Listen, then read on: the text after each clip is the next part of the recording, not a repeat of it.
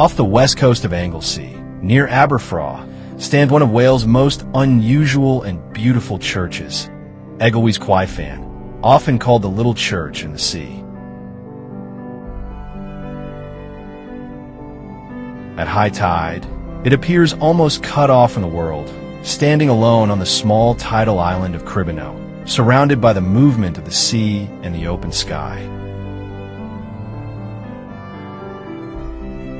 But this church was not originally built as an island church. Centuries ago, it stood on land, at the end of a small peninsula between two bays. Over time, the sea gradually wore away the coastline, until the land around it disappeared and the church was left standing apart. To protect it from being lost completely, a seawall was built around the little island. By the late 1800s, erosion had become so serious that graves near the church were beginning to fall into the sea, and the building itself was roofless and abandoned. In 1893, local architect Harold Hughes raised money to build the wall and restore the church, helping preserve one of Anglesey's most unforgettable landmarks.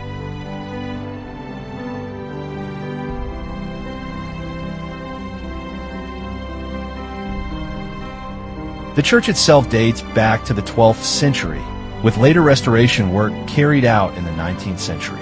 It is dedicated to Saint Cwyfan, and it is now recognized as a Grade II asterisk-listed building, a sign of its special historic importance. At low tide, visitors can walk across to the church, but as the tide comes in, the route disappears, and Eglwys Cwyfan once again becomes a quiet island sanctuary.